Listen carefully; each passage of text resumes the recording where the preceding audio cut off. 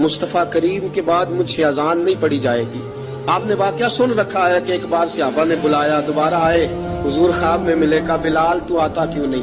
بلال چھوڑ کے چلے گئے تھے، فرمایا اب میرا یہاں دل نہیں لگتا۔ ملک شام کے شہر حلب میں چلے گئے تھے، چھوڑ دیا تھا مدینہ منورہ، اب میری نگاہوں میں جچتا نہیں کوئی، جیسے میرے محبوب ہیں ایسا نہیں کوئی۔ حضور خواب میں ملے، آئے مدینے، حضرت بلال آخری بار، لوگوں نے کہا اذان پڑھو، کہا مجھے وہ اذان بھول ہی گئی ہے جو مجھے مصطفیٰ کریم کے زمانے میں پڑھا کرتا تھا، مجھ سے نہیں پڑھی جاتی، نہ مجھے کہو، میں کیسے پڑھوں؟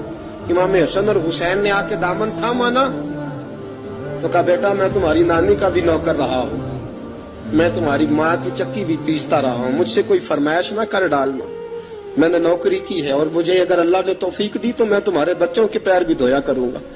لیکن امام حسن رضی اللہ تعالیٰ عنہ نے فرمایا بلال ایک بار تو اذان سنانی پڑے گی، سنائی بلال نے اذان۔